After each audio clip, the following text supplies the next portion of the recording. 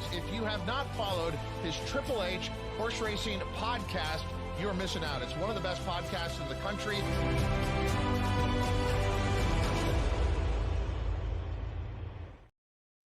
Good evening and welcome to episode 428 of Picks and Ponies right here on the HHH Racing Podcast. I am your proud host, Howard Kravitz. What an incredible show we have for you tonight. We're going a little bit early. We're going a day earlier than normal. Just to let everyone know we switched up with Ben and Boozin so we can have our special guest on tonight as we're going here live Wednesday at 8 p.m. Eastern. And we are here to talk about simply one of the best cards of the entire year throughout the United States with two $1 million Grade 1 races. It's Pennsylvania Derby Day right here on the HHH Racing Podcast. We're going to preview all 7 stake races, including the $1 million Penn Derby and the $1 million Cotillion for the 3-year-old girls. Please listen to us on Apple Podcasts, Spotify, and Anchor. You can follow us on X at HHH Racing Pod. We have, we'll talk about our show that we have coming up Saturday. We're very excited about that. We also have a great website, hhhracingpodcast.com. Actually, that reminds me, as I'm jotting some notes, there's actually 2 things I got to talk about later. One involves our website. I know Pete Visco in the background knows exactly what I'm talking about, but we will mention that and also one other item later in the show. Of course, we are sponsored very proudly by the Adelphi Racing Club. They just bought a bunch of horses, by the way, at the Keeneland fall sale. Get in touch with racing manager Matt Cuter.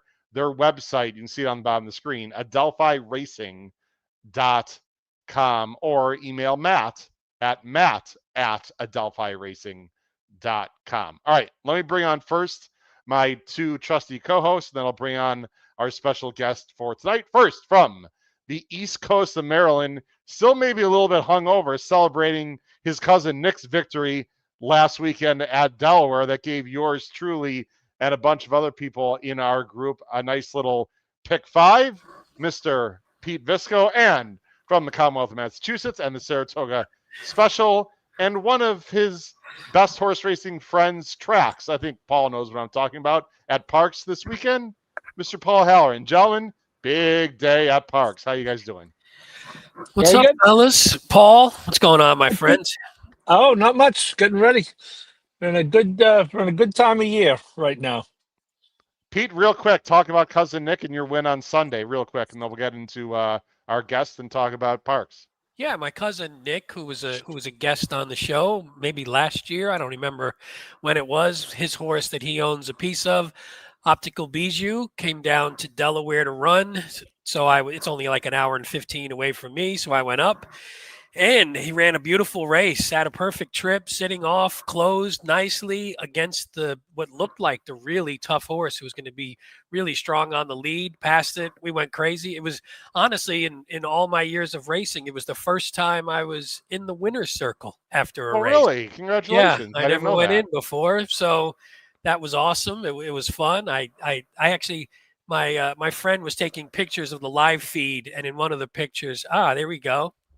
Optical Bijou, a much the best winner in Maryland for Pete's cousin Nick, Stakes Company next. Yeah, we'll see about that. Not too sure. You know Sam? Do you know Sam? Is he part of No, the I group? do not. No, I do not know Sam, but I've probably have heard me talk about Opie on the show many times.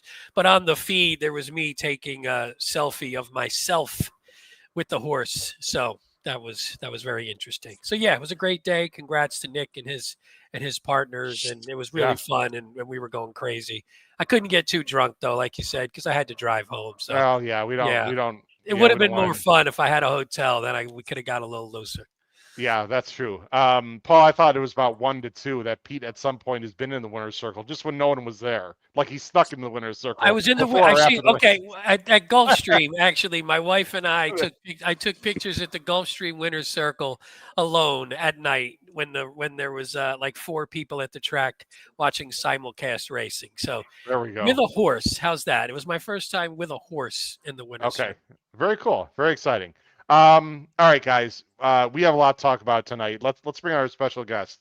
First of all, usually we have two special guests. I want to just give a little shout out to Philly Joe Mecca. Joe is not going to be with us tonight. One of his family members is actually pretty sick, and he has to help take care of that person, and so he can't. He was planning on coming on. So our thoughts and prayers are with you, Joe. Sorry you couldn't be with us tonight. If you've followed us on these shows for Pennsylvania Derby, he's just a great guy and a good friend. So we just hope that everything gets better with your family member, and we'll miss you tonight, Joe. However, the other gentleman we have is another fantastic handicapper, and he is truly Philly boy. You can see it on X. He's been on the show.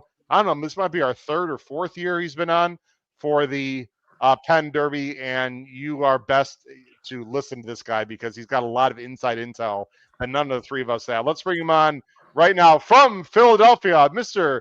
Andrew Wazinski, Philly boy. What's up, Andrew? Hey, everybody. How's everybody doing? What's up, man? We're Welcome doing back. Hey, Andrew. Andrew, we're really proud to have you on. Thanks for coming on. Andrew actually reached out to me, Pete and Paul, a few weeks ago and said, like, I'm coming on again, right? I hadn't reached out to you. He was so excited to come on. Andrew, two quick things. First of all, tell everyone, because we have a lot of new viewers and listeners, your relationship with Parks Racing and Philadelphia Racing in particular. And then also tell everyone what you were doing earlier today.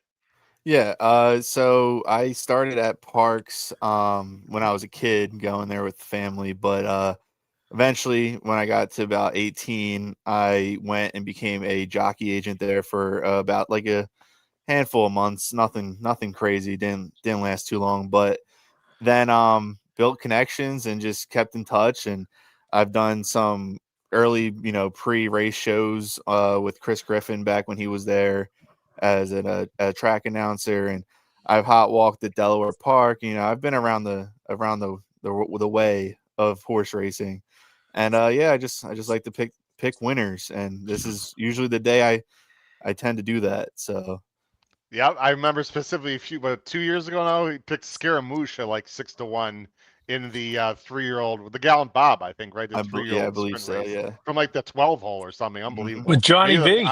yeah, I think it was the 14 hole, but yes. Yeah, maybe the odds were better than even what I said. And what were you doing earlier today, Andrew? Because of course we need some inside intel, as do our viewers and listeners. Yeah, today I was actually playing in the first annual PA Derby Parks golf outing at our local course over here, and got to play with a good amount of people from the Parks area.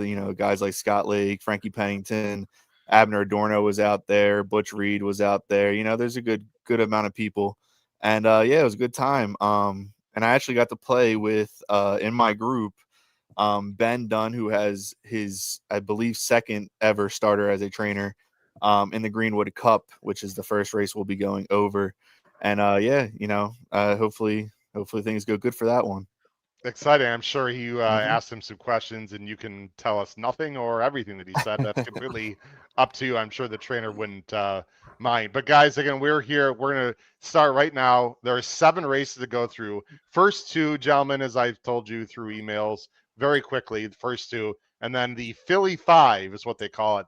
Their late pick 5 is all, of course, stakes on a, get this, 15 race card. I thought I was looking at a harness card there for a while. That is going to be a long day for Miss Jessica Paquette announcing. Hopefully she'll have a good voice for the races at the end. All right, here we go, guys. Let's go ahead and start. We're going to start with race 9. This is, of course, outside of the sequence, as I mentioned before. This is 2 races before the pick 5. It's the Greenwood Cup, as Andrew mentioned, grade 3, 200,000, a mile and a half on the dirt. I'll tell you one thing, guys. Next is not going to win because you know what? He's not here, which means it's more wide open. Otherwise, Next would be 1 to 100 like he was in his races. But you see, it's a field of 7.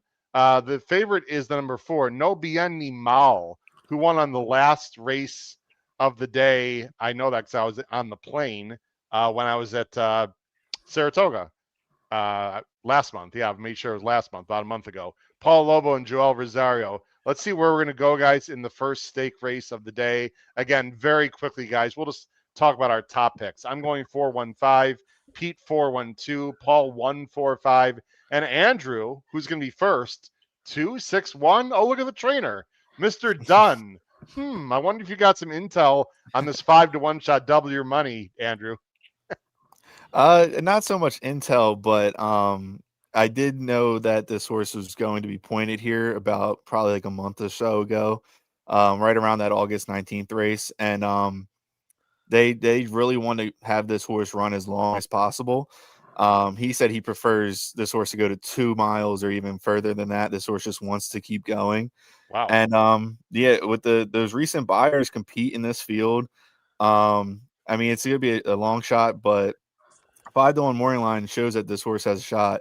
And I love a horse to be over the park surface more than one time when in these big races with all these shippers, and I think this one has the advantage. You know, after you sent that information to me through a text or email, I look at this horse again. I'm like, you know what? If you squint, you can see it. I mean, the breeding says long, and obviously sometimes speed figs don't really tell the whole story in these 1.5-mile races. I'm a little bit concerned that he's going to get cut up with a speed duel with the one, although you don't usually see speed duels going 1.5 miles. And I suppose if Gonzalez just sense hard, Andrew, that Irad's not going to battle, he'll just let the 2 go, which I suppose that's what the connections are thinking. But myself, Pete, we're going with the 4, No Bien Ni Mal. This is an interesting spot here, Pete. I thought he ran very well against what I would consider maybe not a stakes field, but pretty good field. And that was off a very long layoff. He went 1.5 miles in Uruguay, South America. So, you know, he's gotten some rest since. I think he's the horse to beat. I think he might get the setup. Yeah, that's what I was sort of thinking. I mean, you like like you said, you come off a layoff like that against a pretty decent field, first time in the country, everything there. I mean, Lobo's pretty good with that, but I just think just coming off that, you figure there's going to be some improvement second out. And if there is, then I think this horse sort of just puts himself at least not far above everybody else in the field, but just a notch above enough to where, like you said, if the 1 and the 2 say, go out a little bit, and 1.5 miles, you don't see speed duels, but just enough to where maybe they have to work a little bit harder on the lead. And this one can sit just sort of that similar trip to last time, and can work out that kind of trip. I think then he just attacks them in the stretch, and he should be good enough to go by. But again, if we see any sort of improvement, that's what I'm looking at. Like second off the layoff, second in the country, second with Lobo, there's still room to go up from there. Or at least that's what you hope if you're betting a horse as a favorite. I'm not moving up like that. Yeah. I'm not even sure he needs to improve, to be honest. Pete. No, I don't think he does, but I think there's a shot that he can. And I think if he does, I mean, you're going to talk about the 1, because the 1 maybe the 1's probably on his level or close to it. And I think if he wants to improve and sort of take the 1 down, then I think maybe a touch of improvement will help. Paul, Digital Ops ran huge last time in a pretty quick early pace, losing to Parchment Party in the Birdstone there in Saratoga. I guess the concern is, obviously not getting to a speed duel, but Irad can't possibly be that stupid. I think Irad's just going to break and just, if the 2 really is hell bent on going, he'll let him go. Well, before Paul, hold on a second, Paul. Andrew, do you have any sense that they're just going to send with the 2, or what do you think the strategy is going to be here? I was told that the ideal post position that he wanted was to be right outside of the 1. So he said he couldn't, ask for a better setup for it. So I think that might be one of their ideas. I know that's what they wanted to do in the last race, and he kind of got cut off on the first turn, and he had to kind of get a hold of the horse, but the horse wanted to go. So well, there you go. So hearing that, Paul, does that change anything for you? Does that mean anything to you? The 2 looks like we'll let the 1 go, perhaps. But there's also Repo Rocks on the outside, Paul, but taking blinkers off. So this is an interesting pace situation. Yeah, you don't usually see, hot pace battles, as you said, in these 1.5 mile dirt races. And you often see, though, horses who are forward win these races. Does anyone know what race Parchment Party has qualified for bonus points? I do you know, Howard. I do know. The Melbourne Cup. Young Howie Kravitz in row 2 says the Melbourne Cup. He won the off-the-turf Belmont Gold Cup, which was a win and you're in for the Melbourne Cup. So We'll see if Mr. Mott wants to fly 24 hours around the world. Anyway, yeah, I just like the fact that you don't often see a horse cutting back in distance to run a mile and a half. Right. Thought this horse ran well enough in the Birdstone. Patron Party is pretty good. I think the one in this configuration, they're starting pretty much on the far turn. So I think IRAD can save ground. And, saving ground at a distance like this can mean something in that last eighth when they may or may not be staggering. But I'm certainly going to be using the two. I'm not averse to information. Plus, I love the story. Benjamin Dunn, second start of his career, as Andrew informed us before we came on the air. He's perfect as a trainer, and now his second start's in a grade 3. So always rooting for the story. I'll be giving the two an extra look. I agree. I didn't have the 2 on my ticket, but hearing the horse wants to go very long, I've got to use him. I don't think anyone is a killer in this race. Let's go to the other race outside the Philly 5, guys. It's race 10. It's the Liberty Bell, 3:32 Eastern. By the way, that stake race started at 3 o'clock Eastern. The stake races start. The Liberty Bell is 3:32, 6.5 for the girls. These are all dirt races. They're not racing on turf at Parks. They haven't been racing on turf for quite a while. So everything's on dirt on Saturday. 150,000, 6.5, field of 11. Moreline favor the number 8, Mystic Lake, for Safi and Tyler. My first question to any of you guys, I didn't have as much time today to really deep dive into news. Does anyone know if Mystic Lake is going for sure? I'm looking at that now. I don't know. Okay. I'm trying to that makes a huge difference. I'm going to try to beat her anyway, even if she is going. I'm going 197. Pete's going 781. Paul's going 871, and Andrew's going 782. A lot of 7s and 8s. Andrew, you're going to go with the PA bred Carmelina, 5-2 for Butch Reed and Paco. Paco's riding the card. The Carmelita will be the favorite for sure if Mystic Lake's not in. Yeah, I agree. I just think this horse loves Parks, and on these type of days, Parks horses run good. And I think that despite not having Lasix, this horse can still win. This horse won the state bred Unique Bella here 3 starts ago, and that was a pretty dominant effort. And then I just think that this race fits well for it. This horse is in good form. Can't knock it. I like too, Andrew, that Paco's 3 for 3 on the horse too. So every time Paco's been up, gotten a win out of this horse. Yeah, Paco knows this horse well. Yeah.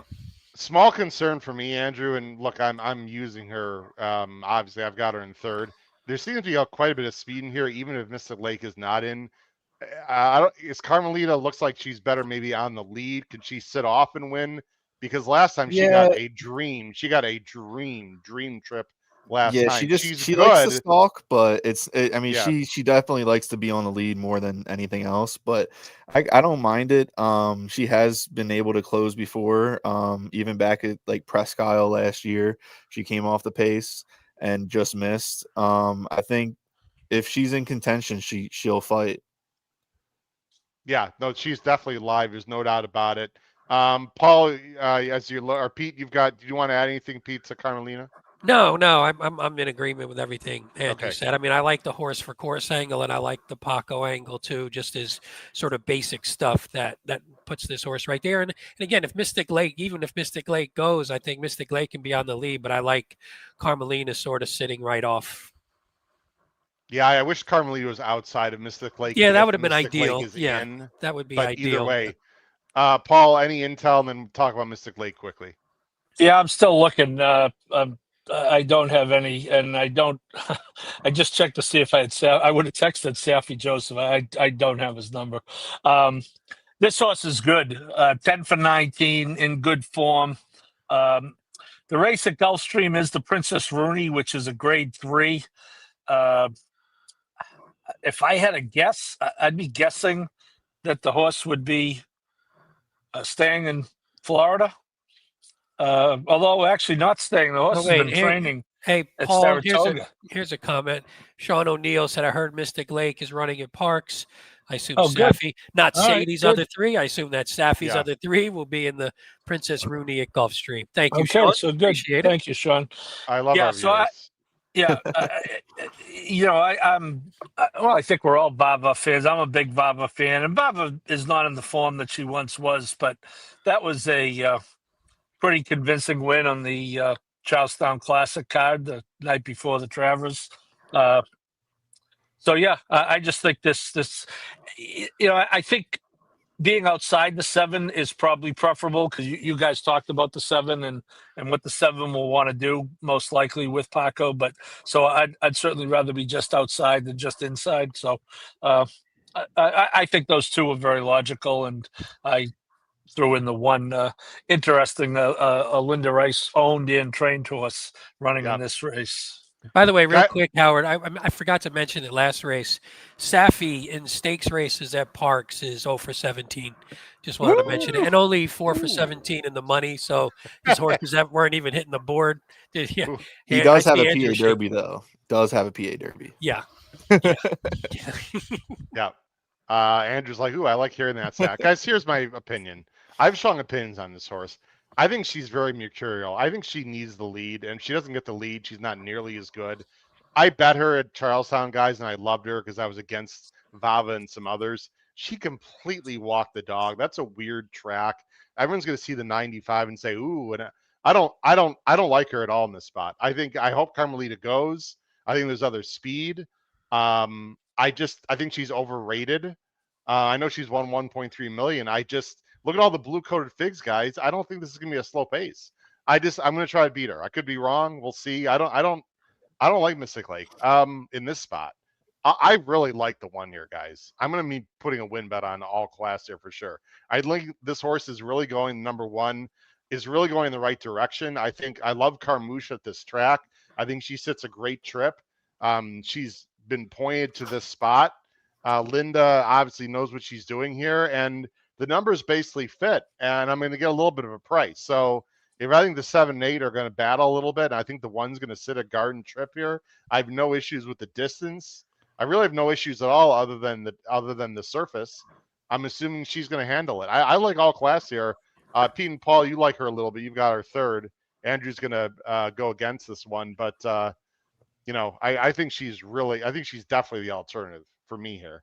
Yeah, I thought the race 2 back had Kendrick, was at the same distance, was on a fast track, and she ran really well at a decent number. So now I guess my only question was, she's coming off Lasix. She's been on Lasix forever. Yeah, so that's true. one question we always have. And I do think it's a step up a little bit in class, but maybe she is all class, to use a stupid pun that Howard would enjoy.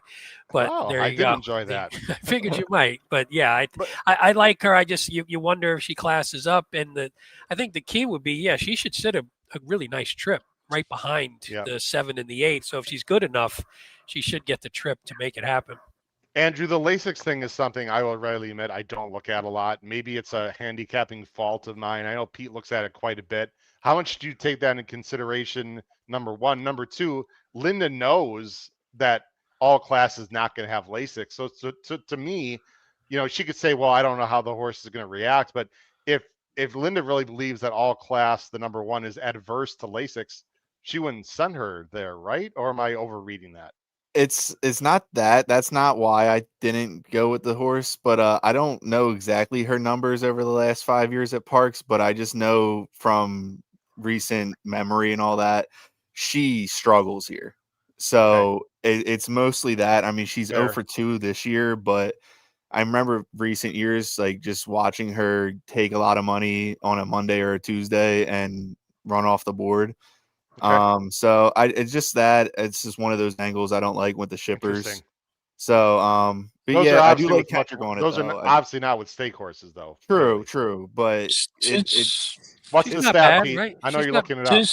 She's 20% the last 5 years, Andrew. Okay, maybe it's just personal. Oh boy, maybe Andrew, thanks for being on the show. You just effed up there. Maybe it's the ones you bet on. Maybe. We only remember the one they lose for us. That's what they. In Andrew's defense, a $1.01 ROI. Yeah, so maybe it's more a value thing to me. I mean, they take a ton of Andrew. They take a ton. I mean, all her horses are man, most of them are under 2-1 or under 4-1 or in that range. So they all take money here, and there are a couple wins, but yeah. Yeah, I think she might even take money today too, or Saturday too. So All right, guys, Oh. let's go to the Philly 5. This is one hell of a sequence. Really good racing. I'm excited to talk about it. The late pick 5, called the Philly 5, all stakes, starts in race 11, 4:04 Eastern approximately. It starts with the Parks Dirt Mile, $300,000 on the line. It is a 2-turn mile. It's a field of 9. The morning line favorite in a wide open morning line is the number 8, Coastal Mission, a West Virginia bred that I know Paul's a big fan of, for Runco and Boca Chica. Getting the high weight, by the way, of 126, 4 more pounds than everyone else if you are someone that pays attention to that. Let's see where we're going to go here in race 11. I am going with Paul this time with the West Virginia bred. I'm going 854. Pete is going 148. Paul's going 817, and Andrew's going 781. Andrew he is all in on the Philly Breds on this card. I don't blame him. Far Mo Power, the number 7, nice horse, 9-2. Yeah. Linder, who's got 2 in here. He's also got Concealed Carry, and Paco is riding. So you'd figure that the 7 is clearly the better one based on Paco, the morning line, etc. Talk about Far Mo Power, Andrew. It's another horse for course. I mean, 10 for 25 at Parks, plus 9 more other ones in the money. So that's 19 for 25 in the top 3. It's just, I mean, the horse only ever had one start outside of it. It was in the Monmouth Cup, which was a little over its head at the time. But recent form, this horse is in really good form. Paco's on it. That's the telltale sign that this horse is ready to go. Because Paco's the go-to jock.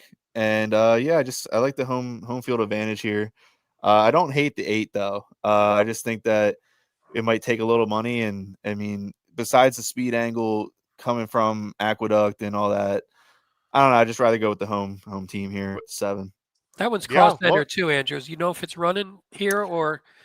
So I'm not sure. I didn't get to talk to any of those people with those connections today, but I'm not. I didn't look to see what kind of race. I know. I don't think there's any stakes tomorrow. Anyway. Yeah, they're at Friday. He's entered on Friday. Friday. My bad. Yeah, Friday. There are 3 stakes. 2 of them are PA bred. I would say. Yeah, he might not run. I'm not sure, but if he does, I do like him. I thought this is a pretty tough race. We'll see what happens. Obviously, this race is, I would assume, more money, right? It's got to be more money than the one on Friday. I'll let Andrew $200,000 more is this race. Oh, more. So it's 100,000. Yeah. Yeah, it's only 100,000 there. Mm-hmm. Interesting to do with Far More Power. Very consistent, very honest. Loves this track. Obviously stepping up, but almost won $600,000 as a PA bred. Pretty damn impressive. Paul, it seems like many times on this show you've picked Coastal Mission. I've been against.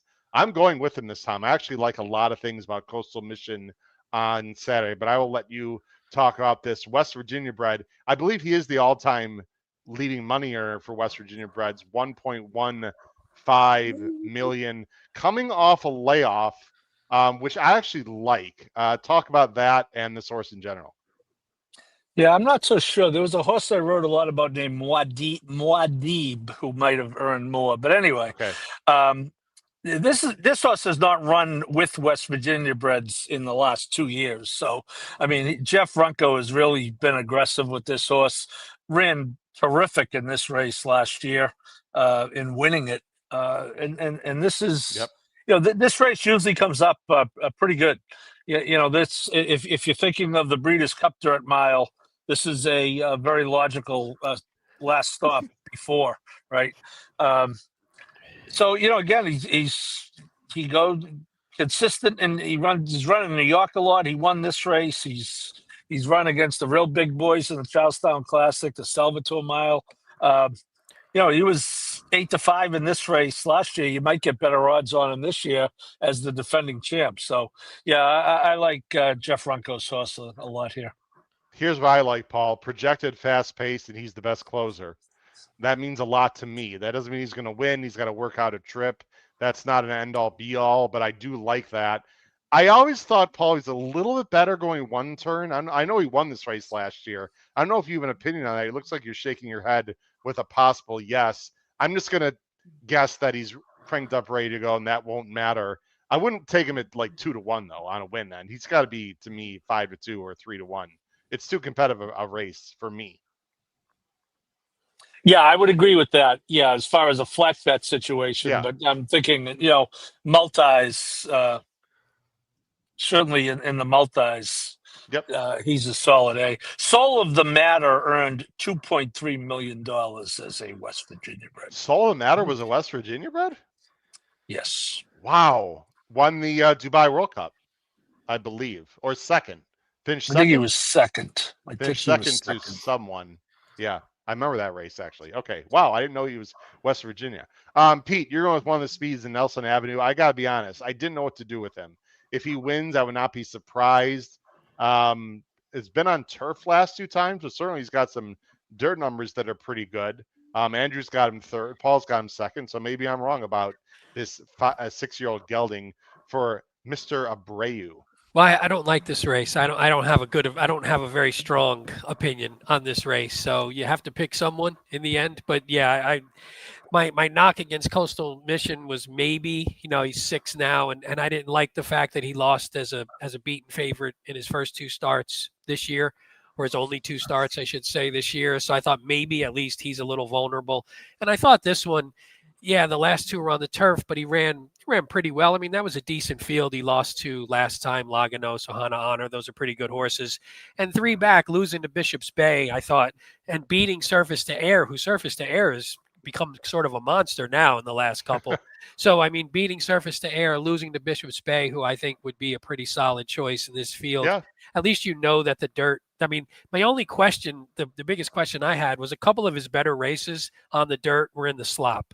So I don't know if that was moving him forward. Again, this is, excuse me, it's a very soft pick for me, but I think maybe we can work out a trip from the rail. Rosario, I like Rosario if he can just sort of get on the lead and go, if he can do that here. But like you said, there looks to be a hot pace, so I don't know if that's going to happen. So I would probably go relatively deep in here if I could. Andrew, someone mentioned, Sean Neal mentioned, who obviously is a Philly guy also, mentioned the rail's been good lately. There can certainly be bias at parks, and I've seen times where the 4-path is the best place to be. I don't know. We don't know how it's going to play Saturday. We just got to watch. I think the weather's going to be great. It's been great all week. Rained it's going to be great Saturday, correct? Yeah, it rained a lot today. It did. But okay. Saturday should be. I think the rest of the week should actually just be honestly 75 and sunny every day. So it could be perfect weather on Saturday. All right, we'll see. We'll see how the track plays. Yep. Go ahead, Paul. Soul of the Matter ran second to Cigar in the inaugural Dubai World Cup. There you go. I knew that he ran a big race. I liked it. Soul of the Matter is our kind of horse, Pete. Big closer from yes, deep. Yes. That was a cool horse actually. But Cigars was pretty good. He was all right. He was all right. All right. Let's go on to the next race, guys. That's a wide open race. I think we'd all agree. Here's another race that I thought was pretty tough. The Gallant Bob, Grade 2, 400,000. Restricted for 3-year-olds. The purse is $400,000. When I said this race is tough, I meant there's one horse that's going to make this race very tough. That is the number 5, Barnes. 2-1 morning line for Baffert and Tyler G. Let's see if we're all going with Barnes or we're going different directions. 3 of us are going with Barnes. Look at Pete. Wow. Well, I'm going with the 15 horse. Did I make a mistake, Pete, or is that right? There's only 10 horses. There's only 10. I didn't put the 15. That was you. That was on you. So is it 5-1-10 for you, Pete? Okay, I screwed that up. Yeah, that was nice. 15. The 15 horse will be running through the casino. Hey, I mean, in this race, I'll take whichever. I'll take them all. If Barnes loses, I think you can go out to 15. I think in this race. We're all going with Barnes. In fact, we're almost all going 5. Yeah, we are going 5-1. All of us. Wow. Yeah. Okay. I'm going 5-1-10. Pete's going 5-1-10. Same thing. Paul's going 5-1-6. Andrew's going 5-1-8. Andrew, I know you watch our show and you're a fan. We appreciate that. Sometimes I need to rant and vent on morning lines because some people say we shouldn't have morning lines. Some people think it matters. I think it actually matters a lot, especially for like the lower. I shouldn't say lower, for the 60 to 70% of casual bettors who expect to get a certain price, I think it's misleading. So I actually think it is a big deal. And I take it seriously. I don't know who does the morning lines at Parks, but honestly, and Parks, you can come at me and yell at me. That's fine.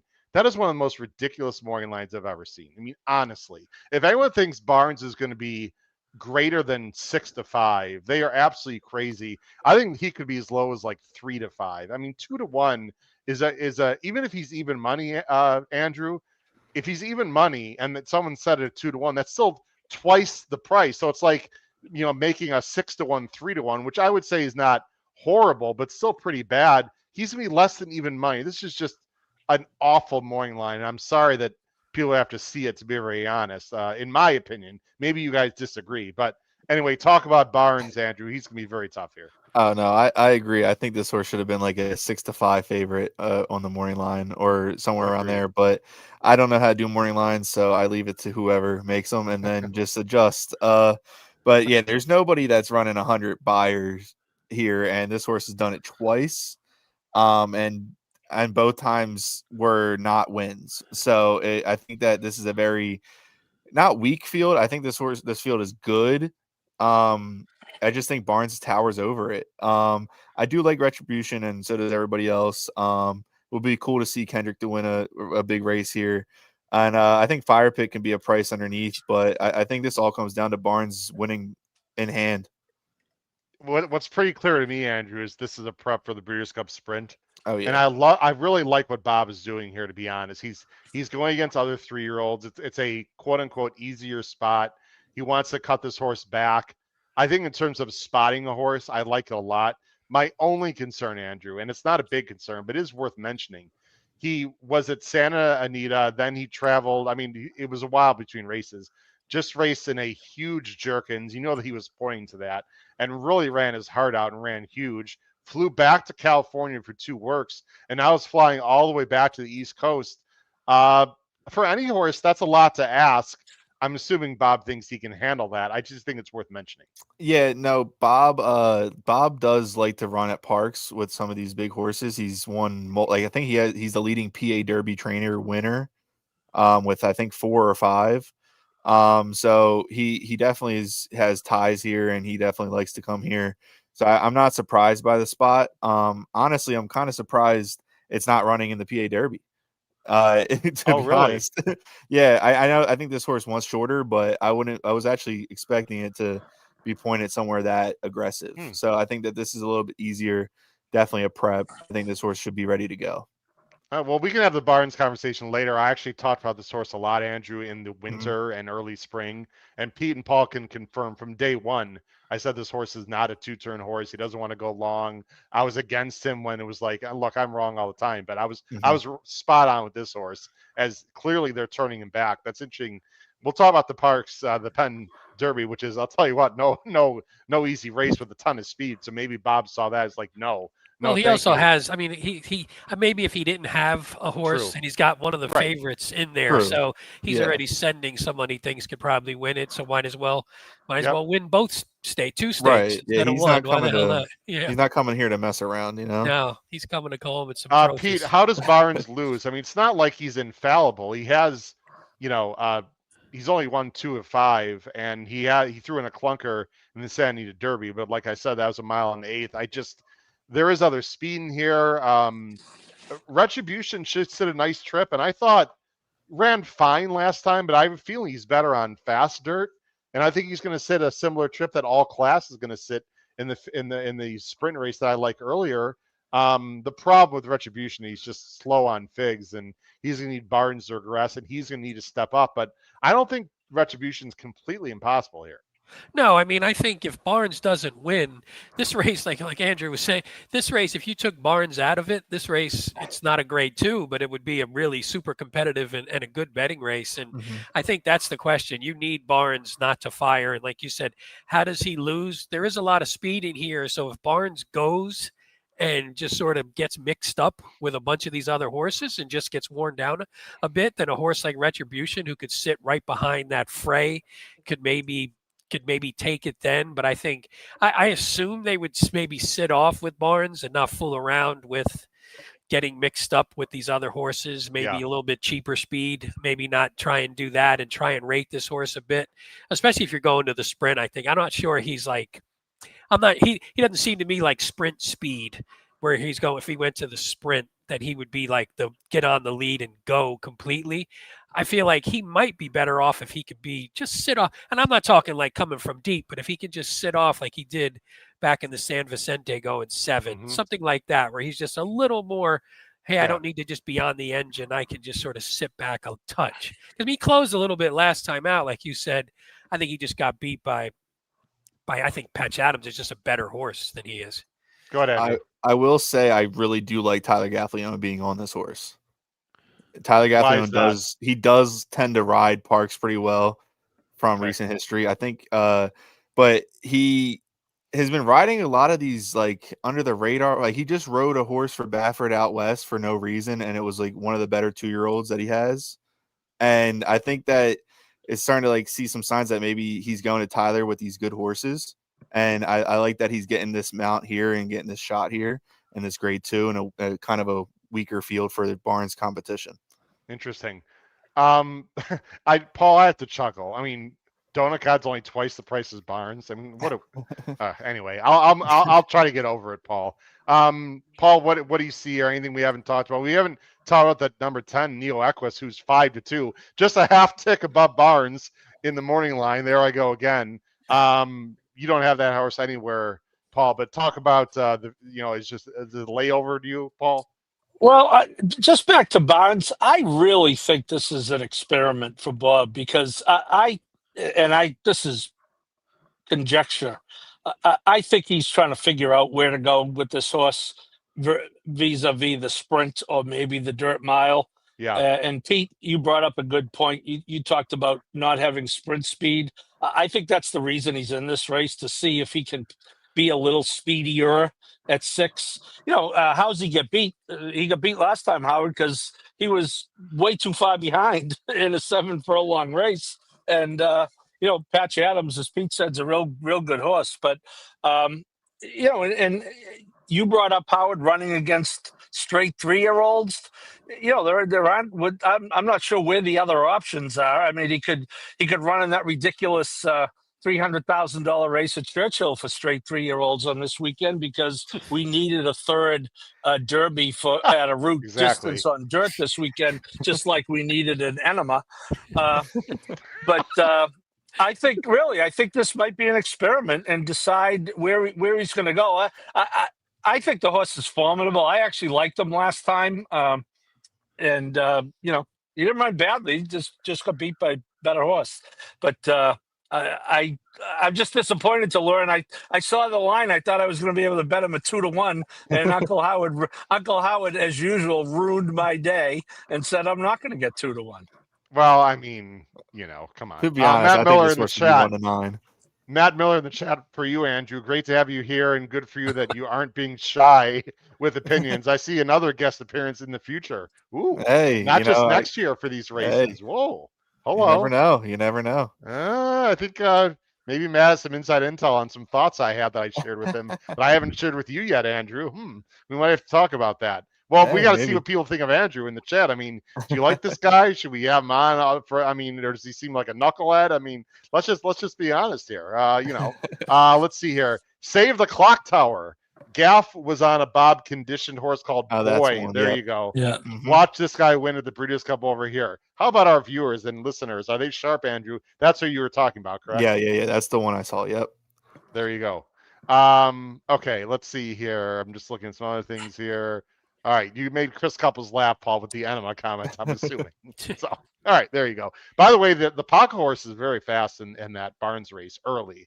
I agree. I don't think Barnes is going to get hooked up with that horse. The number 7 in that race is pretty fast early. So we'll see, guys. It should be a processional, but I'm a little bit interested in retribution, as a lot of us are, at least in for second. All right, guys, $2 million races right here, and I thought they're both competitive and a lot of fun to talk about. So let's get right into the big races of the day. The Cotillion, this is for the girls. Grade 1, $1 million, a mile and a 16th, field of 8, morning line favorite from the rail. The number 1, Scottish Lassie, who completely freaked last time for Abreu and Joel Rosario. Let's see where we're going in the first of $2 million races. I'm going 3-7-1. Oh, look at Pete being a little cheeky with the 3 like I am. He's going 7-3-1. Paul's going 7-2-1. Andrew, look at Andrew. Andrew's going to have a monster day, ladies and gentlemen, if some of these prices come in. He's like, look at these knucklehead HHH guys always chalking out. And I got to tell them how to actually bet and win at the racetrack. He's going to go with dry powder at 10-1 for Chad Summers and Mr. Frusu coming in. I think he's only riding this race and the Pennsylvania Derby. I'd actually have to check that. Is that right, He's guys? riding the last race too, I believe. Okay, the last 3 races? Okay. So Frusu into ride. I have to say, Yeah. I saw him ride at Churchill over the summer. Yikes. No bueno. He's not been very good outside of his California tracks, but he's a very talented rider. I don't want to take too much away from him. I just know he had a rough day at Churchill the day I was there. All right, Andrew, dry powder. I don't have her. Oh boy, have a drink, guys, if you got one there. I misgendered, Andrew. As you know, anytime you misgender, feel free to have a beverage by you.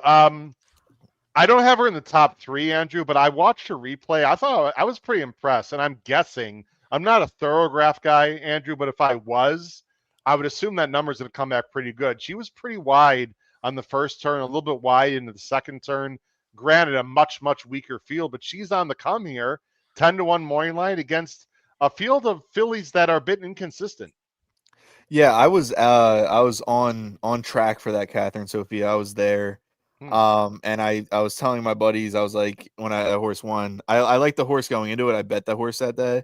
And I was like, this horse has to be my cotillion horse. I was like, I can't not root for this horse going after the, last race. So yeah, She's on the far outside. Or sorry, she's in the black and yellow here.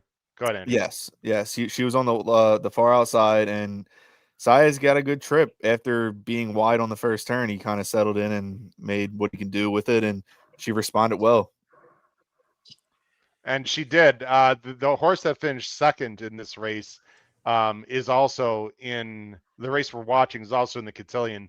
My only issue, well, I got a few issues, Andrew, is I'm a little concerned that she's not going to do as well into a pretty hot pace. Although this pace was, I would say, honest. I wouldn't say it was red hot, but it was definitely honest. And who was chasing her, obviously, is a whole different situation on Saturday. But if it's speed favoring and she guns and gets a similar trip, I guess she's got a shot. She was also a little goofy in the lane. I mean, she's a work in progress, Andrew. There's no doubt about it. Yeah, she's still learning. I just think that the rest of this field can be inconsistent. And I'm totally against Scottish Lassie. I think that horse is going to bounce big time here because it's just a weird spot. I know it's a prep, but it's just I think that she had everything handed to her in that race. So I want to kind of fade her today or Saturday. I agree. I've got her third. I bet her in that in the CCA Oaks. In fact, I think that's one of our. No, we weren't on Weekend Warriors yet. But I sort of agree with you on that. All right, let's go to Paul. Paul, you and Pete have the number 7 here, and the number 7 is Good Cheer. Andrew, if you're not aware, Paul has a lot of connections with Godolphin with the Cody's Wish story, and so I don't know if you have any intel, Paul, but Good Cheer was absolutely the bee's knees, obviously, Paul, last year and into the spring. She did not run well in the Acorn at all, and then got beat by Nitrogen, who's a pretty damn good 3-year-old filly, at 7-5. I guess the question is, have we seen the best from Good Cheer? Is there more somewhere that we haven't seen? And does she have to improve, Paul? That's possible. By the way, you're right. Dry Powder went from a 14 on Thoroughgraph to a 2 in that last race, Howard. So wow, good.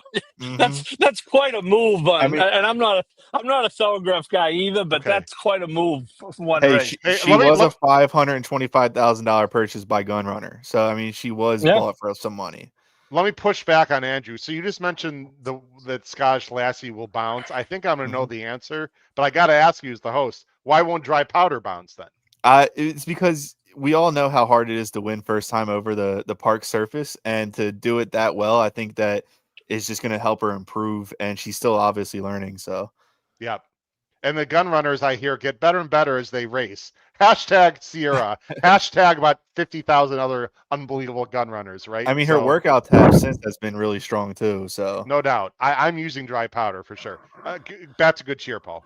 Yeah, I was wrong. I was not a believer in nitrogen on dirt, and I paid for it in the Alabama. So I thought this race is okay. That's a popular theory that Good Cheer peaked as a 2-year-old. I think we're going to really find out definitively Saturday. She clearly did not run a step in the slop in the Acorn, and that number last time, matched. She hasn't advanced off that 91, so we'll see. I just thought race flow wise, this is a horse that wants to come from behind, and I know Parks is kind of speed favoring, but I believe there is going to be plenty of pace. Cassie's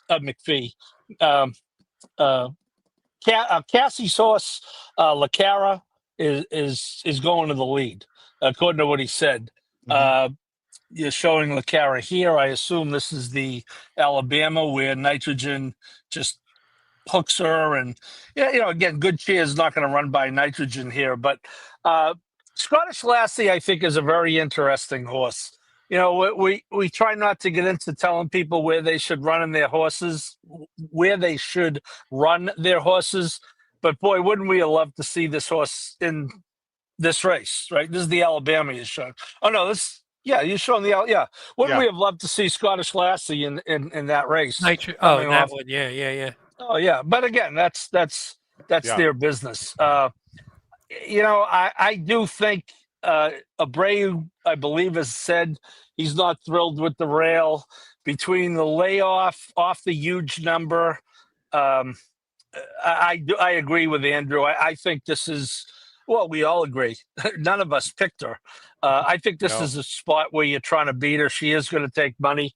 But I think race flow wise that this sets up okay for Good Cheer. So we'll see. I'll let Pete speak for himself, but Paul, I totally agree with you. I'm not a huge Good Cheer fan at this point, but there's so much damn speed in this race. Someone's got to close, and I think it's going to set up very well for Good Cheer. I see her running a big race. I don't know if she's going to win, though. Pete, you're going with Good Cheer also. Well, yeah, the one funny thing is people say, oh, maybe she hasn't gotten better from 2. Well, she did win the Rachel Alexandra, the Fairground Oaks, and the Kentucky Oaks pretty handily. So she did get better. And if you look at, like, from a buyer standpoint, she jumped up a bit, and she just hasn't gotten great. She's gotten better. And from a time form standpoint, she's gotten sort of appreciably better from her 2-year-old season. So I still think her best, even if it's not where we hoped she would be, may still be better than this field, especially with a good setup. So that's the way I'm looking at it. And I thought even last time, and you saw, and like, again, she was never getting the nitrogen, but it's not like she got buried. She was making up a little bit of ground late. She ran well. She ran on. Again, I just think she lost to a better horse. Now we're also cutting back to a distance where she's 5 for 5. Maybe the 1.25 miles was a bit much, or maybe the trip didn't work for her. Now we're getting, I mean, she's 5 for 5 going, what are we going, 8.5 here, right? I think. So everything, and she's going to get pace most likely, and it looks like there's a pretty good amount of pace. So again, that's not what she always gets. So giving her a good amount of pace and the talent that she has, and hopefully she can work out a trip from that spot. I think because I think normally she would have been a pretty decent favorite in this field if it wasn't for, like, Scottish Lassie blowing up last time and Good Cheer being a little questionable in the last 2. Guys, in generally speaking, in this race, which I think is tough, I agree with Andrew. We're just going with different horses, but the same kind of idea, Andrew. I don't trust Scotch Lassie at all. LaCara, I think there's way too much speed in here. We haven't even talked about Indy Bay, who was very fast early and in good form, the number 4. Not Too Late has no chance, but is more of a sprinter, if anything. And then Dry Powder's got to be up front a little bit. I think this race sets up very well for not only Good Cheer, but also the number 3. Clico. Now, I don't know if Clico for Walsh and Irad is good enough, guys. She's a little bit slow, but she's a quality road out of a Tappet mare. She's continually getting better. I love the fact that Walsh has rested her up since early July. I'm not concerned about that. I think the best is yet to come, just like the Breeders' Cup and our boy Frank Sinatra. I think the best is yet to come for Clico. She's 8-1 morning line. She might take some IRAD money here, but I'll tell you what, guys, I think she's been pretty professional. The Indy race was not visually impressive, but that track can be a little bit loose and a little bit weird at times. I just like her upside a lot in a race that I don't trust a lot of horses. So my sort of clever opinion here, Andrew's going with the 8. I'm going with Clico. And Pete, I'm going to tip my cap. I hope we're right. You like this one a little bit too. Yeah, for basically all the same reasons you said. I do think she needs to move up, but I think her style and the flow of the race fits IRAD perfectly. I actually think she might have been better off if we were going a little further, maybe. And it feels like she's gonna want a little bit more distance potentially. But we talked about Lasix earlier. She came off Lasix last time in her grade 3 try, and she passed with flying colors. Again, it wasn't watching it. I agree with you. Watching it, I wasn't like, because I wanted to see, and I was like, does she look really strong enough to beat these tough horses? And I was left a little cold compared to what I was hoping to see, I think, just looking at the line. But I think there's still a lot of talent. I mean, it's only her 5th race. So if she moves up from that, I think we got it. I think she could, if nothing else, I think she's a good shot to hit the board, especially if the pace melts down a bit. Chris Couples also likes, who did a great job co-hosting on friend of the show, friend of myself, on Weekend Warriors, which I'm going to mention here in just a second. Anyway, a lot of really interesting opinions, guys. Very, really good race that cotillion this year. Before we get into the big one, 2 quick announcements. Number 1, we have a show, Weekend Warriors. It's been really popular. Chris Couples and I finished 1-2 in the live money contest at NYRA Live. Was really cool last Saturday. Congrats to Chris on his finish. We're going 3:45 Eastern, ladies and gentlemen. Again, 3:45 Eastern is when we start the show. We're going to go through the Penn Derby. So we have 2.5 hours of almost all stake races at Churchill, Parks, Gulfstream. Please watch us. It's live racing. We have audio for the most part. We do have video with some tracks, but we play the races live with audio. We talk about betting strategies. It's a lot of fun. Please check it out. We got a great group of people on, including Matt Miller, Kyle Roscoe, Ryan Anderson making his first appearance from Pacific Horse Players this week on Weekend Warriors. Again, our live racing show, 3:45 Eastern on YouTube. Check that out. The other thing, very quickly, Keeneland only power picks. They're coming up on Friday. Pete is going to put them up live on the website in its proper place on Friday morning. So, Pete, I just told you to do something right there. I saved you a text, Pete. Very simple. Yeah, thank you. I'm going to forget in like 35 seconds anyway, so you'll have to text me anyway, probably. Okay, we've been working on it. So, again, our power picks have been fantastic, especially the ones that are meat specific. The Keeneland power pick tip sheet is going to be written by myself, Noah Maher, who did a great job with Del Mar and goes to school in Lexington at UK. And the gentleman on the bottom right, Paul Howard, and the 3 of us are splitting those picks for the most part. There might be some other people, but generally the 3 of us are writing power pick tip sheet. Andrew, I'll make sure you're on our list, my friend, so you can get, not that you need the help, but we'll send you. No, I believe I still am from the last couple of years. So. Oh, true. Oh, I still got John. There you go. Yeah, I've been getting the emails. I'd be following Don't tell Howard I get him for free still. All right, well, there you go. So, but check those out, ladies and gentlemen. On our website, they'll be available Friday. Keeneland Power Picks, Keeneland only Power Pick tip sheet. Keeneland boys, 2 weeks. Very excited. It'll be right under the Power Pick section, so not very hard to find. John, thank you. Smash that like button. Please do that. Hit the notification bell in the top right. We are approaching 1 million views on this podcast since it started. I can't believe I'm even saying that, but we need your help. Hit the subscribe button. Hit the a like button as well. Okay, guys. Hey, Paul, what was there, about 8 or 9 views before we joined? And then the other 909. It was 13, actually. So 999,983 since we joined, something like 87. that. 87. 87. I'm sorry. Yes.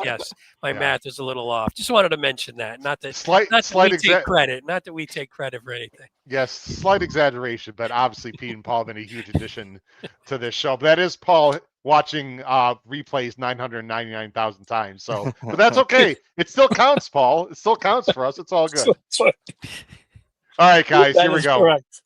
Here's the big one. Pennsylvania Derby, 1 million, mile and eighth, 3-year-olds, field of 10. What a field. This is a very good field.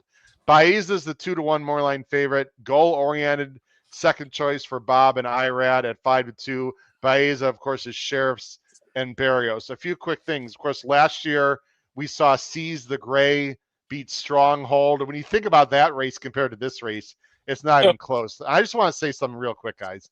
I like Ed DeRosa in general. I've met him several times. He's a good guy. I also disagree with him a lot on certain things. He put out a cheeky tweet earlier this week suggesting the Parks race is not great. This Penn Derby is not great because there's very few grade 1 horses.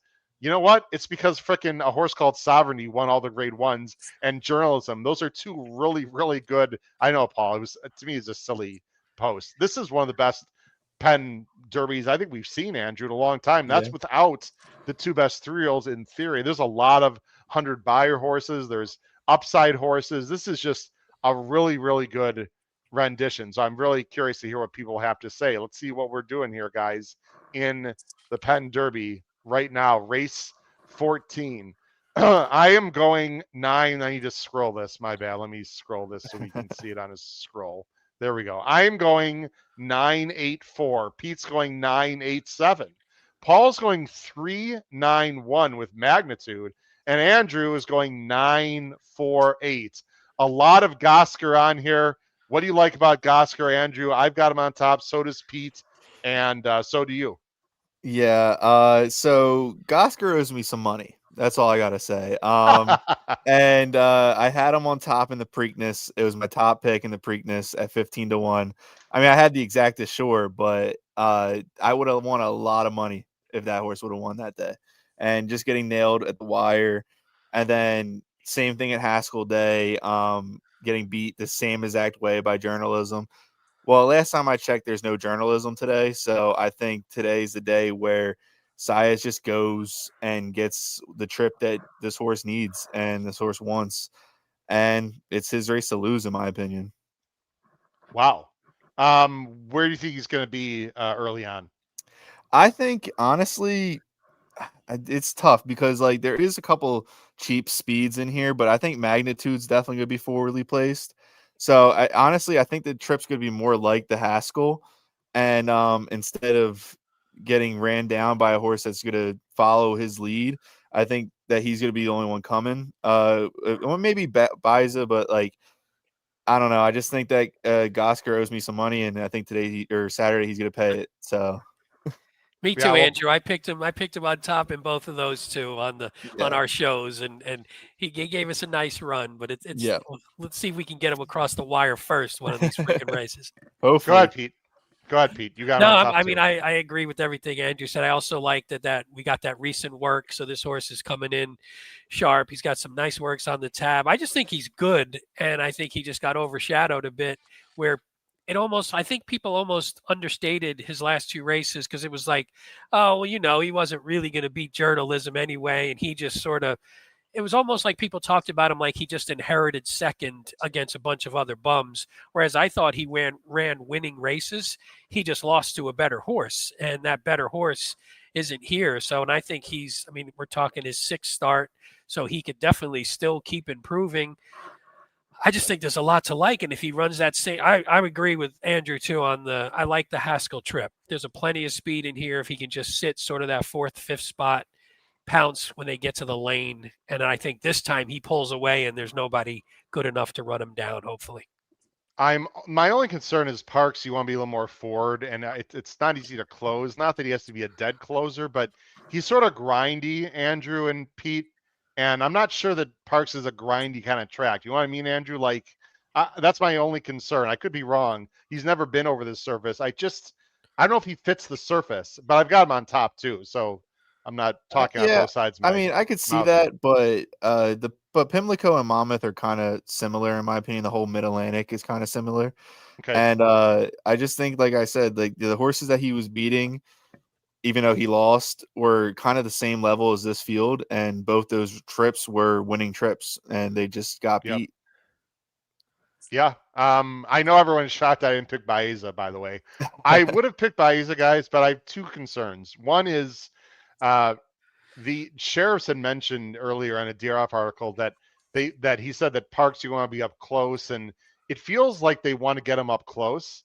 I gotta be honest, I don't agree with that decision. But Baeza closed like a train in the Derby. I think he's capable of coming from more mid pack. I don't want Baeza to be up close in this race at all. There's a lot of speed here, so I hope maybe that's just trainer speak, guys. The other thing I don't like about him is he's 2-1. That's too low in this field. 2-1 is too low. Now, if he's 4-1 or 7-2 at the post, that's going to change my opinion. But as of now, based on the mowing lines, I'm going with Gosker because he's the bigger price. But I think Baeza, you guys, Pete and Paul know my love for Baeza.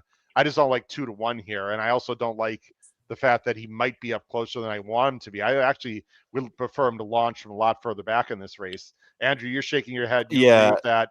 You've got him third. Pete's got him second. Paul has him nowhere. I agree with that because I was just looking at it now after you pointed that out. If you look at the races where he's kind of pressed the speed, looks like he kind of hangs. Even though the one that he won, where he broke his maiden, he drifted in. So it's like he kind of gets lost when there's nothing to run at. So I think the further back, the better. But I don't think that's the type of trip that's going to win this race. Interesting. Well, there's a lot of speed, and Paul Halloran hopes you're correct, Andrew, because he's going to go with magnitude. And Paul, I got to tell you what, I got to give you a lot of kahunas, a lot of credit and balls for picking this horse. I looked at magnitude really quickly, or not quickly, sorry, very carefully, for one main reason, Paul. And we've talked about in the show 1,000 times, and I'm sure Andrew would agree with this to some extent. This is a yin-yang game. He ran so bad last time, like something had to have happened. And Paul, I'm sure I don't want to take words out of your mouth, so I'll shut up after this last comment. There's no possible way that Steve would run him here if he didn't think he, number one, had the talent, number two, something happened in the Saratoga race. Otherwise, why run him in this spot? Well, I have an answer to that, Howard. As you may know, I will be working down there this weekend on the media team. And in preparation for that, I spoke to David Fiske yesterday he's the racing manager for Winchell Thoroughbreds. There you go. Who own Magnitude. So I did obviously talk about that. I went back and watched that race. Now, let's start with and I know it was a 5-horse field and you got to bet someone else, but he was really overbet. We can agree that he was really overbet last time. I think, I don't know, maybe not. But anyway, for whatever it's worth, I said to David, I said, the race just looks too bad to be true. He said, I don't know that you could just say we're going to draw a line to a grade 1. He said, but the jockey did come back and say he never for one step handled the track. He thought Bracket Buster could go by him at any time he wanted. And he just said in the past where the horse had taken him to the lead, he had to urge the horse to get to the lead. So, again, for what it's worth, was it the track? Is he just not that good? Was it the competition? I don't know. But they obviously decided to come back in this spot. And as you said, Howard, obviously, Asmussen's the all-time leading winner in North America. He doesn't need to run, even though it's a grade 1, just for the sake of running. So I think you want to be forward or on the lead at Parks. I think he's going to be on the lead. I think he's going to run the race he ran in the Risen Star and the Iowa Derby and lead every step of the way. I'm using him. Paul, you mentioned the race. There's race at Churchill. What would be wrong with winning a $300,000 race? He'd be 3-5 in that spot. I know he's been training in New York, so it's a easier ship to Philly, but Aston's could have easily gone to that spot, right, at Churchill. So he's interesting. There's just way too much speed for me in this race to like him. But if he runs off the screen and wins, would I be shocked? No, I'm going to use him. Now, there's a horse, Andrew. Now I'm going to tip my cap to you, Andrew, that we have to talk about, that Chris Couple mentioned. I've got this horse third, and I almost picked him second. And if he wins, I will not be shocked. The number 4, David of Athens, is one of the most interesting horses running this weekend anywhere in the country, in my opinion. He's 12 on morning line. He's got your guy, Tyler G, on there. I'm going to let you talk about him because you've got him second. But there's like 4 things I'd like. That being said, this is a very tough spot. Okay, well, we will start with number one. And that is that he beat Camp Hale and Patch Adams on debut with no Lasix as a 2-year-old. And it was a very impressive performance. And then I don't know what happened. So that's the one thing I don't know is why this horse was on such a long layoff till the summer. But he also didn't run too good, but he also broke horribly and then got rushed up in that bad race. And then he comes back and just dominates at Ellis. And the horse is working out like a goddamn unit. So I do like it. And Wait, yeah, I you're just not referring to this possible work, guys, that yes, we're going to watch that is right the now. exact work. Courtesy of Alice Starr and Kentucky. Guys, look, works are works, right? But I'm going to show a work, and Chris Couples, I got you, man, because I was waiting for this moment all show long. We're going to watch the last work, this is recently, of David of Athens and Gosker. So these are the two Walsh horses working together. Maybe Gosker's not a great morning glory. Maybe he's not a workhorse. David of Athens is on the outside. Here's Gosker right here. Here's David of Athens. Watch the gallop out. I'll let you just talk about it. I think it's going to be pretty obvious to see who's working better here in the morning. Again, David Athens on the outside, Andrew. Yeah, it's just so impressive. I think this horse is sitting on a big performance. Well, you see, look at Gosker's almost all out. Look at the jock, yeah. guys. And David Athens is sitting against a very serious animal, and he just completely blows by him here as we watch it on the turn. Okay, now Gosker sort of pulls up a little bit, but now he's asking again though. So I mean, and David Athens, he's barely shaking the reins here. I mean, look at this. This is way beyond 5 furlongs there. I watched that, Andrew. I was like, holy cow. I mean, Yeah. look, it's a big ask, but here's the thing, Andrew. Oh, sorry. Go ahead with number 2 and 3 or what other reasons. I love that workout. There's number 2, number 3 and 4, or anything else. To be honest, I only have those two off the top of my head. But I do think this horse has some pace to run into too as well, which is very nice. And if it can sit off Gosker like that, I mean, what can he do with these other horses that have speed? Here's number 3 and 4 for me, guys. And I know we're talking David Athens into a strong 7th place finish on Saturday, Andrew. But again, this is a Walsh horse, right? Pete and Paul, he's already got Gosker, right? And there's the big race at Churchill, and he's been working at Churchill, Paul. He could run him in that race. Instead, he decides to put him up against the complete monsters, knowing that his barn buddy and other really good horses can be in there. One thing I've improved on a lot, Pete, and I was not very good in my younger handicapping days, and I've learned to improve, is intent. I'm a big fan of intent. I don't know if it's going to work out Saturday, but I would say more times than not, Pete and Paul, these kind of little weird angles, not weird, but interesting angles, for me, matter a lot. If he didn't think this horse was talented enough, he'd go to Churchill. Instead, he's setting him here. I know it's a real tough spot, but if he breaks and sits outside of Magnitude, Paul, which is what I envision, and Magnitude maybe is not exactly the same, I think David Athens has a major shot. Maybe not to win, but Andrew, all I need him to be is in the money here, and I'm going to cash on a try or exactas or even a super in 4th. I think this is an absolutely fascinating horse. I'll shut up. Pete and Paul, final thoughts on the Penn Derby. Or Andrew, sorry. Go ahead, Andrew. I just got one thing to say about David Athens is that when I was at that golf outing, a lot of people were talking about how good this horse is working because apparently, all the people there are horsemen for the most part. So they all see the workouts and they were all talking about how that workout was impressive. So what do you think on the bottom of the screen from Chris, Andrew? Gosker's here because he's supposed to run in this race. David Athens is in this race to win it. No, 100%. I agree. Yeah, 100%. And like Tyler gets to keep them out. And I just think that this horse might be ready to roll. Okay. And look, it's a tough spot. He's got to break well, Andrew. 100%. He's got to run his best race. I'm slightly concerned about distance. The dam side doesn't scream distance, but again, this is in Brennan Walsh, I trust kind of situation here. I think I'd love to see him break and run his race and see what happens. Let's go to the last race, guys. The last race is another tough race that we're going to, talk about not for too long, but I hope everyone's watching the show. We got a ton of people watching live. Thank you very much. Again, hit the subscribe button, please. Hit the notification bell. The last race, you see our picks coming up right now, and I forgot to scroll on this one. Sorry, guys, because we had to create a race 15 scroll banner, which I don't usually do.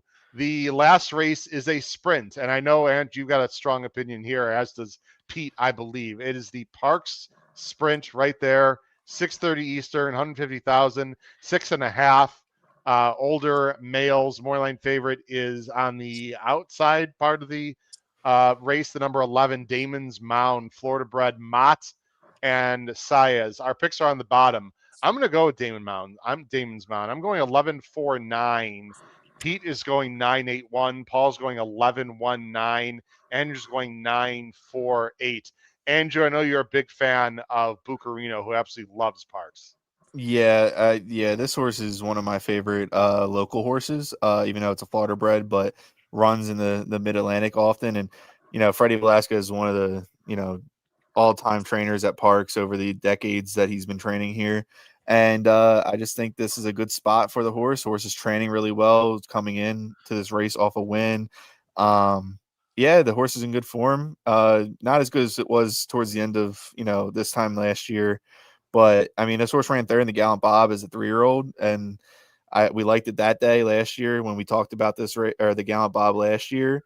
And I think this is a little bit easier of a race than that Gallant Bob, and I think the horse is actually more mature now. So I think this horse is ready to win. I'm thinking, Andrew, now you said about David Athens, there's buzz. He's going to be like 5-1, isn't he? Yeah, but I got some text messages about it too today. So, but I mean, in that field, how low could he possibly be? I mean, there's probably really no less than there, 5. Right? No less than 5. Yeah. Pete, you like Bucarino quite a bit, also. Yeah, same reasons Andrew mentioned. I think there's this is another one where there's some pace in there, and I think this horse doesn't have to be on the lead. I think can sit off a touch. I mean, he's going to be close. And again, you like the 5 for 6 wins at Parks, the 3 for 3. He likes going 6.5. The only worry, and it's maybe a stupid one, the 9 post at this configuration is 1 for 42 on the year. The inside seems to be a little more. Yeah. And Andrew, you might know at this config, maybe the inside's a little bit better. Although it's funny because the outside, like further outside, has a couple wins, so it's not like it's impossible. And this is such a stupid stat that maybe has no meaning. Well, it tends in these big races during the regular Parks meet, like not during the big days. Yeah. Jockeys crowd a lot, so these middle posts kind of get, crowded up going into the first turn, and especially on sprint races, it kind of just gets crowded out. Horses check, and outside's better, and inside's really good. So I would say anywhere from like 6 to 10 is usually rough in these 12 plus races. But we have a good horse who's pretty quick out of the gate, who I think can get a good spot. And I think if he does that, he's going to be tough. And Paco's been, we talked about it earlier on, I forget which horse it was that Paco had won every time on. He's been really good when he's been on this horse as well. Yeah. I got to look, every time you say his name, I got to look back a few times. Well, that's what I like. Hey, if I have to worry about crowding in, I got Paco. Paco's not going to take any shit. Man, he drove me crazy in the Delaware second to last race on Sunday. Anyway, I digress. Paul, Damon's Mound, I don't like the 3-1 morning line. I think that's too low. I think he's had some excuses in his last few. I like him actually quite a bit on Saturday. I realize he's not exactly he is a win machine. He's 5 for 15. I think he's been in some tough spots, and I like this spot a lot for him. Yeah, I've always liked this horse, and obviously something went wrong. He was off for a year and a month. But, yeah, I agree. I mean, his Vanderbilt from July 19th, I would say wins this race for fun. No disrespect to Bucarino or anyone else. I mean, that race was absolutely stacked. And he did all the running and then just ran out of gas. But I don't think he's a slam dunk here by any means. No. But and I don't, I'm with you on, I'm going to be interested to see how they bet this, because I think Andrew Pete's horse is going to take more money than 4-1 here. He's the local horse. He's got Paco. I agree. I was shocked, Paul, when I had handicap pre-morning line. I was shocked when I saw 4 on that horse. I thought for sure we were going to be the favorite, right? Yeah. I think he's more like 5-2, Andrew. When you say some 5-2, 3-1. Yeah, he's gonna be in that range. I think he's definitely gonna take a lot of home team money, especially after hopefully it comes in 9-4 in the Derby, and I put a good amount of money on this horse. There you go. Well, that would be good, actually. I See, see some caramel. I see some caramel chips on there, guys. At 10-1, he's an interesting closer. I'm going to move Hey, things Howard. along. Hey, Howard. Damon's Mound. His form's really flattered by Little Knee, right? After his Little performance. Knee. There you Yeah. go. Oh, well, you're joking because Little Knee was awful. I know Churchill. because me and you had. I know we both had Right? him. No, I know. He didn't break though. He didn't no, break I know. well. It was just funny. And Yeah. I think we might have seen the Breeders' Cup Sprint winner in that race too. So Yeah, but it was just funny that he. no, ran he was such a awful. No, dog. he was bad. Went to the well too often. I guess on him, Pete. I've never been a big 24 Mamba guy, although I love Kobe. This is our good friends at 10 Strike guys, and Marshall Graham's claimed this horse. He's got some numbers that fit, and this could be speedy. I like him a little. Andrew, you've got him too. I wouldn't sleep on 24 Mamba Saturday. Yeah, Kendrick usually rides well for 10 Strike, and I like their connections usually. And Marshall does do good with horses at parks. He's won a lot of races here. I think this horse is in a good spot. I think 10-1's generous, but we might be able to keep that price with some of these other horses taking money. I agree. And the last horse I want to talk about, Pete and Paul, is Full Moon Madness. Either one of you or both of you, go ahead. The one. Yeah, ahead, I think. I think this horse has a pretty good shot. Actually, I think I picked him second or third, if I'm not mistaken. Right? Yeah, second. Yeah, I like the spot. You get IRAD. The horse wins 33% of the time. I think 6 is probably better than 7. That was my biggest. That was my biggest thing, Paul. Was the 6. I wasn't sure if the 6.5 translates closer to the 6 form or the 7 form. That's what I always had trouble with that. Yeah. Well, we're gonna find out Saturday, Pete. Yeah. The rail is very good. Look at the bottom of the screen, guys, from Sean O'Neill. The rail is a good place to be in sprint races. Nice. So maybe that is the place to be. Real quick, Andrew, thoughts from Tom Espinoza wants your thoughts on the 5, Maximus Meridius. Yeah, I did like that horse a little bit. I like that Michael's on it. They do really well. They're 33% together at a 66 start. So, I mean, talk about a good win percentage there with a positive ROI. 7 for 8 at parks, and hasn't missed the money at the distance.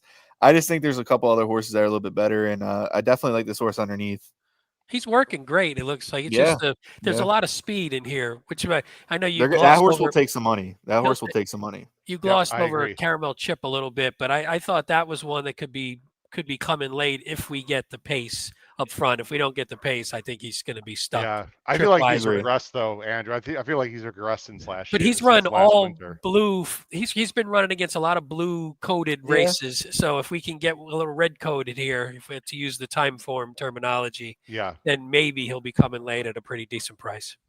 Andrew, I'm going to let you give your best bet and let you go, man, because this is running a little bit long. It's just this 9 in this race is my best bet. I really like this horse. I think this is good. I might actually single this horse at the end of the pick 5 on some tickets. And yeah, I hope it runs well. And I think Paco's gonna steal the show in the last, in the twilight of the background of Pennsylvania.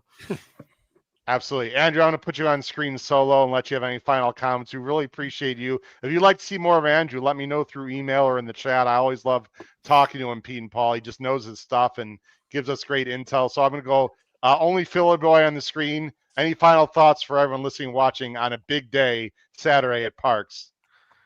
I just hope everybody shows up. It's free to enter, free to park. Good family fun. It's going to be a good turnout. It's going to be beautiful weather. If you're in the area, please show out. You get this free hat. I got this today at the outing. It's this year's Derby hat. I like it a lot. The camera's not the best, but it'll do. And you can follow me on X or Twitter, whatever you want to call it, PhillyBoy415. I try to post some sheets. I'm not as consistent these days, but the big days you get my picks and we try to win some money. There we go. Andrew, thanks a lot, man. Good luck to you on Saturday. You'll see Paul Halloran there in the Andrew, come and say hello. Yeah, I'll be around. Yep, okay. All right. Andrew, thanks a lot, man. Really appreciate it. We'll talk to you soon, my friend. Good luck on Saturday. Thanks. See you, man. Good luck. Bye-bye. All right, guys, he's just awesome. I love Andrew. Does a great job. Gave us a lot of inside intel, of course, that we don't have. And so I don't know if Andrew's still, he can hear this still. It's funny you said that, Paul, because I was, seriously considering talking to him. I still am. Let's see if he wants to be a part of the podcast on a more permanent basis. So, Oh, Andrew, he's great. if you can hear that, Andrew, and you're interested, I will be contacting you. And absolutely, I'm taking him off screen because the last thing I want, he's like, oh hell no, I don't like it. So I know Andrew would never do With that. you old but, bastards. Yeah, nobody wants to you hang out with us bastard. old bastards. Yeah, exactly. Yeah. Anyway, but Andrew, we'll be talking, my friend. Great job as usual. All right, guys, let's go to our plays here of the day. Pete, you're gonna go to race 14, double 8-9 with 9, and again, you like Bucarino also. I do. So I'm going to stick with that. And it's nice when our parks expert is riding the same best Sure bet. is. So I'll take that. And actually, I had David of Athens as an A horse too. Maybe on that daily double, I'll add that one into it since everybody seems to be riding that horse. But so I'm gonna ride a double into Bucarino as well with a couple or a few horses probably in the PA Derby. There you go. Paul, your best bet. You're going to race 12. You're going to pick 3, and you have no idea, but actually I'm playing a pick 3 also as my best bet. You're going to go 5 with 2, 7 with 3. Very skinny. Knowing Paul Pete, he'll try to hit that 100 times. Yeah, I was going to say, we're going to hit that for $1, Paul. That's your No, I might play it more than $1, Pete. And I was kidding. So it's Barnes it's Barnes on the front end, and on the middle I have LaCara in Good Cheer. And I have Magnitude, which I think is an aggressive single on the end. That's gonna pay. We didn't really talk about LaCara much. What do she's just she's gonna bounce back to a better effort like Magnitude, I guess. Huh? I think, Howard, she's one of those horses that when things go her way, she's very, very good. And if you look at it, they've gone her way 5 out of 12 times. Now, when they don't go her way, she's very, very not good. The Oaks is the Oaks. That's a big field, and Good Cheer was certainly at the top of her game then. But you know what? Even last time, Nitrogen, Good Cheer. I mean, they're better than these horses, right? Well, Good Cheer's in the race, but Nitrogen, So I don't know. That's kind of a just in case. I do like Good Cheer, and I actually like her more after listening to the analysis tonight. So okay. Well, Paul, if you get the LaCara trip and the Magnitude, they're going to be looking for pretty similar trips. So if the track's playing for them, then for speed there, then maybe. Remember, it is a speed track. Now, I don't know what it's going to be like Saturday, but, I remember a conversation I had with the late great coach Wayne Lucas in the lobby on Friday last year about Seize the Gray. And he asked what I thought of the race. And I said, well, no, really, more importantly, what you think of the race, coach. And he said, well, I think we're going to go to the lead. And I knew what the race looked like on paper. Right? I said, oh, coach, if you go to the lead, you're going to win. And then, Pete, to my credit, I didn't bet the horse because I don't want to win. We don't want to win money. No, we don't like winning money on this show. God forbid. But it is historically, and you got to think on a big day, it might be, although by God, what a long day. This is going to be 11 a.m. post time. This is like Travers Day. 11 a.m. post time, and the last race is 6:30. I might have to have a beverage after working all day, Pete. You might need to have a couple Red Bulls to make it that long, knowing. No, not at the horse track. I don't need. No, that's true. Energy at the horse track. That gives you the fuel right there. Go ahead. Assuming the internet's working, assuming Wi-Fi is working well, Paul will be on live from the paddock or somewhere during our Weekend Warriors show, giving us intel. Maybe bring someone on air. Maybe it's Andrew back on air, but maybe someone more famous than Andrew, if that's even humanly possible. That's no such thing. Yeah. So another reason to watch Weekend Warriors, Paul will be live there on site. We've had that a lot, Pete. It's so cool that our wonderful talents be able to travel to some of these tracks on big days. My best bet is also in race. Actually, I'm going race 13 with my pick 3, and it's a more spready. I'm going 1, 3, 7, 8 in the cotillion with 8, 9. I know I don't have David Athens in there. That's only because of budgetary concerns. With 1, 4, 9, 11, basically the 4 horses we talked about, guys. That is a $32 play for $1. And frankly, my bigger play is using David of Athens just everywhere. exactas, tries, singling and fourth spot in the super, a little emergency win bet. I'm going to use them in my pick fives on top in case he upsets the field. I want to see how the source does. Maybe he's not good enough, guys. Maybe it's just too much too soon, blah, blah, blah. I just think David Athens has big upside. Maybe he can run the race of his life and make me and Andrew look smart on Saturday. Go ahead, Paul. Oh, you know who we didn't talk about, but I have a similar feeling on in that race? The one, that? So Sandy. So Sandy ran pretty well against Chancer. Yeah. Yeah, and actually, that's a preview I got to do right when we get done with this show. I talked to Cherie briefly today, and I said, "Geez, this is on paper, the light just went on, right?" And said, "Yeah, they always thought the horse was good, and they just had to be really patient." He said, he just couldn't get out of his own way. But I went back and watched that Chancer race, and I don't know how good how great Chancer is, but this horse ran big. Interestingly, Howard, she said she thought he would have been taken down if he had beaten Chancer in that race. There was some contact in the stretch. Interesting. But it's a somewhat aggressive placing that they decided coming out of that race to go into this spot. Because I said to her, I let off with, "Geez, at the beginning of this year, did you think you'd be running this horse in $1 million Grade 1 horse with a maiden at the beginning of the year?" And she said they just thought the horse was good, but they were waiting patiently. And of course, it's the Bob Rowe connections. It's always easy to root for the Jacksons. So that's going to be my little fuzzy to get on the board, Howard. You know what, Pete? I got to say this as we end the show. We have a lot of competition. There's a lot of different places people can watch horse racing podcasts or listen to podcasts. And, I don't know where we fit in terms of ranking. I don't really care. I know we have a great loyal audience. I like to say, I'd say number one. But honestly, where else are you going to get a podcast where we have guests and co-hosts talking to trainers, playing golf with connections before the races? Paul's just name dropping Cherie DeVoe, Pete, as if it's no big deal. Oh, and by the way, I spoke to the coach last year.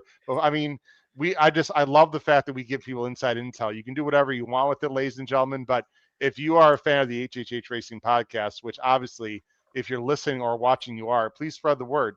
I think we give a lot of great information. You can take it for what it's worth. Your bet is your bet, and your dollar is how you want to spend it. But I'm really proud of the information that we give on this show. Paul, do you have a final rant or anything you'd like to say to close out the week? Just to say that, Howard, I'm a big fan of when these small tracks have their big days. And that's, I come from Suffolk Downs, and we talked about Cigar. Cigar won the Mass Cap after winning the Dubai World Cup, by the way. And, they've really gone out of their way. And, not because I'm working down there, but this is, as you said at the top, really great card. I want to wish the best to our good friend, Jessica Paquette, calling 2 Grade 1 races in a row. She's gotten so tremendously improved from when she started down there. They gave her a shot. It's a huge day for her, and it's a huge day for Parks. And I think this is my third or fourth time down there for it. I really enjoyed being there. I'm looking forward to getting down there. Terrific. It's going to be a great day. Again, below the bottom of the screen, we have standard power pick tip sheets every Saturday. Please look into it. It's through Patreon, patreon.com/HHH Racing Podcast. We have hundreds of people that subscribe to that, including Andrew for free. And our ROI is over $2. And I think we're coming up close to 1,000 picks I've given guys in 4.5 years, and we're still over $2, which again, I'm very proud of. It's not easy to do that as well. So please look into that. Keeneland Power Only Power Pick Tip Sheet coming out Friday on our website, hhhracingpodcast.com. And then Saturday, Weekend Warriors starting at 3:45 Eastern with live racing coverage throughout the country. Boys, I think that does it. Great show again. Good luck to everyone on Saturday. Big day.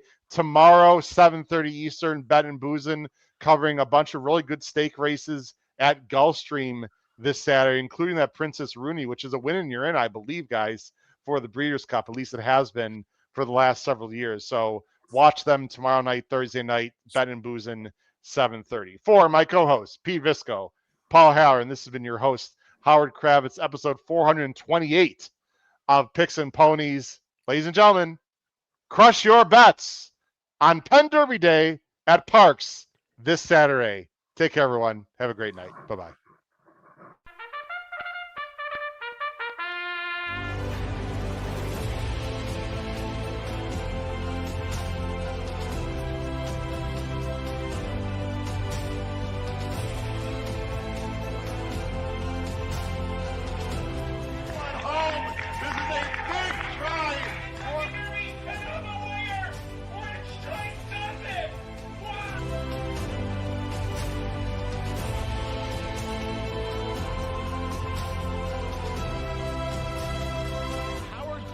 If you have not followed his Triple H horse racing podcast, you're missing out. It's one of the best podcasts in the country.